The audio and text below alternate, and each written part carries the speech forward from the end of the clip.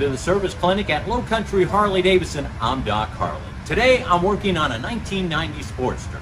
The current owner picked it up at a pretty good price because the previous owner worked on it and it didn't run right and it didn't sound right and he just wanted it gone. So the current owner brought it here to Low Country Harley-Davidson and said, "Hey Doc, is it really that bad? Do I need to rebuild the whole motor? What's wrong with it?" So we started diagnosing and found there was less compression in the rear than the front. So we took it apart, and sure enough, the clearance in was way off and there was scoring marks on the cylinder and piston, and he said, "We better check the front too." So we did, and yeah, it's all scored up. And so he ordered a brand new top-end big bore kit to put on it. And while I'm putting it together, I'm going, what caused this? Why did it score so badly? So I started looking things up, and this is the reason why it's so important to have a service manual. Over in the service manual, it says, okay, if oil comes in from the oil pump, goes up to the oil filter, goes through the check valve, comes through the hose, goes into the case, comes out of the case into the cam cover, comes up through the cam cover, then over, and then splits off and goes and does the top end. So I'm going, okay, let's see where the oiling is going. So I come back to the bike, and before I put the top end on this one, I take the lifters out. And sure enough, they're dry. So then I take this whole plug out. This is in 4-speeds where we used to put the oil pressure gauge to check how the pressure is going on it. So I get permission from the customer because this is dry too. Referencing my service manual, I'm going, there's a problem here. Can I take the cam cover off? Sure, Doc, I want to know what's inside this thing. So I take the cam cover off, and sure enough, I'm looking at this gasket, and all the screws fit. Everything lines up. But when I come down to here, this is blocked.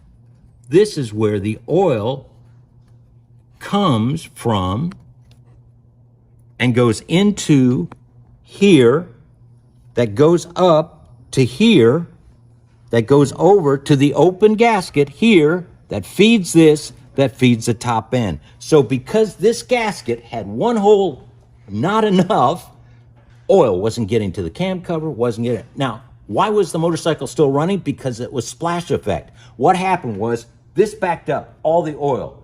The oil pressure relief popped, and it let the oil come into the cam cover, fill up the crankcase and the cam cover, and splashing around kept the flywheels going and kept the cams going. But all the while, the top end wasn't getting it.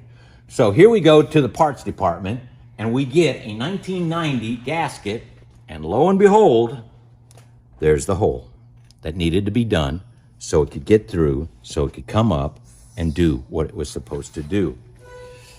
Working on these Sportsters for many, many years, I remember in 1999, Harley-Davidson sent a service bulletin that showed that they were changing gaskets, and you had to have the correct one, especially in 1999, they started producing Buells also, and they took a different cam cover gasket. They all fit from 99 all the way up, but they don't all line up with the holes that they need.